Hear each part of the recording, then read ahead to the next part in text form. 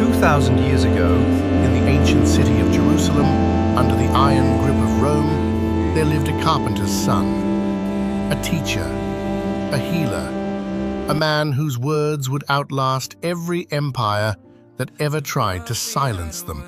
This is the story of the last hours of Jesus of Nazareth, a story of betrayal, suffering, and a love so fierce it chose death over surrender.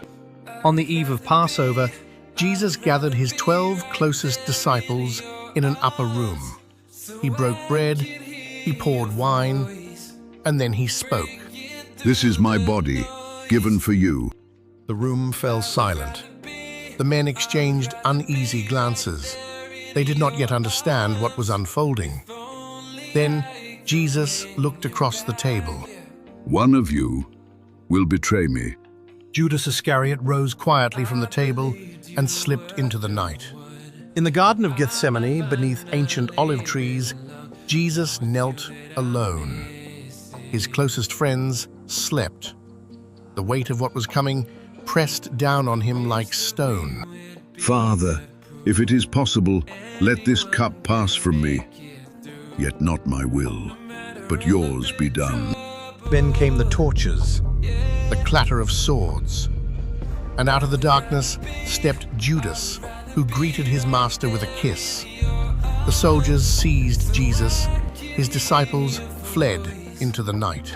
He was dragged before the Roman governor, Pontius Pilate, beaten, mocked, wrapped in a purple robe as soldiers spat in his face.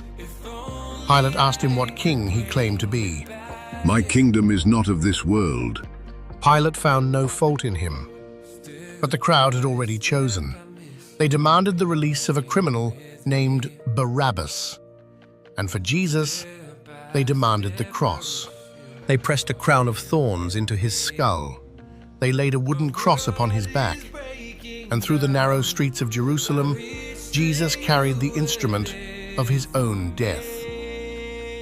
At Golgotha, the place of the skull, iron nails were driven through his hands and feet. The cross was raised against the sky. "Father, forgive them, for they know not what they do." For 6 hours, he hung between heaven and earth.